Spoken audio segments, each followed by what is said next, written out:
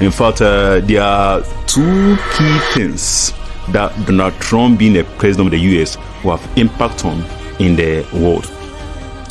And these two key things are the geopolitical situation of the world, especially the war in the Russia-Ukraine war, and then the Israel-Hamas Iraqi war. Then the other area that Trump have impact on is the world financial system. In fact, the world financial system, people might not know, has been under secret satanic forces for a very long time. But this time around, in fact, there's going to be a revolution that will ensure that power is taken off the hands of these people and allow money to flow easily into the system. In fact, Trump is going to play a key role in this. And as I talked about this in my previous video, that Trump is going to win the election. Trump is going to win the election. And then when he wins too, he's going to endorse Bitcoin and cryptocurrencies and also make it a US reserve currency. And in fact, as I talk about this in my previous videos, Trump actually did win the election. And currently, in fact, there are plans underway to actually make Bitcoin and cryptocurrencies and setting cryptocurrencies a US reserve currency. See, so Trump is going to play a key role in this regard. So now let's take them one after the other. The world financial system, the revolution that's going to happen with the influence of Trump. As we know, money is power, and whoever has money, you control people. The US dollar is arguably the world dominant currency. In fact, a lot of countries use it for their trades. So another issue is that the US dollar, as we see, there are powers that are behind the scenes that controls the US dollar, and they ensure that money only circulates within the the world Ellis, and keeping the people that are in the lower class bracket, the middle class, then just keeping them in that bracket and getting people to be poorer and poorer. But then this time around, God is saying no. He wants to allow money to flow into the system. So the US dollar, what these people do is that they leverage on that world dominance, that power of the US dollar, to make sure that they roll out secret satanic agendas. In fact, these people are known as the people of the eye of providence. In fact, if you look at the US dollar, if you take the US dollar, they are conspicuously registered on the US dollar with that pyramid there with an eye at the top.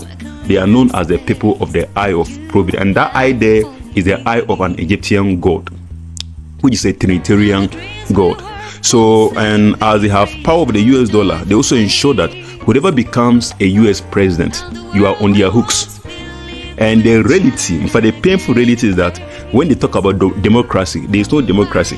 Why? Because whoever becomes a US president, you are under a control of these people that are known as the people of the eye of providence. In fact, you are more like a stooge being used by this group of people to roll out their satanic policies. In fact, these people are behind organizations like UNICEF, UN, NATO, the World Bank, among other groups. And people might not know that these groups are actually satanic groups.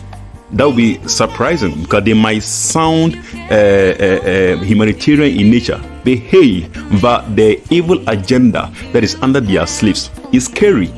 But that's why you realize that when Trump, during the campaign time, they tried severally to assassinate Trump because they knew that Trump was against that system, that satanic system. In fact, he's anti people of the eye of providence. He's aware of their evil agenda and he's against them. That evil agenda they have of for things like LGBTQ++, abortion rights, all those evil rights that you can think of. These people push forward these agendas.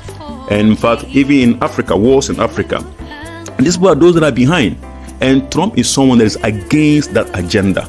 So that is why they were on his heels to actually assassinate him. And one tool that is going to be used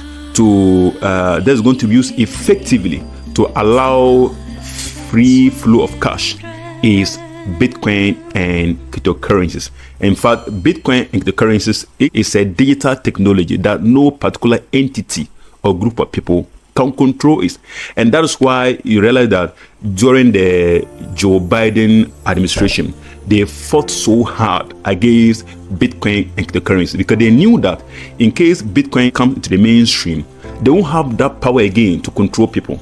Quite because the dollar was what they could control. But now Bitcoin, the technology of it is so liberal. In fact, it's totally decentralized that no single person controls it. Whilst it could be used for investment, it could also be used for payment as a mode of payment too as well, which defeat that purpose of the US dollar. So Trump advocating for it to be a US reserve currency means that people that invest into Bitcoin and cryptocurrencies, they are going to rake in a lot of profit this year and the years ahead. That's why if you are not into Bitcoin, cryptocurrency, or any investment, in fact, you are actually cheating yourself. It's an area you need to really pay attention to.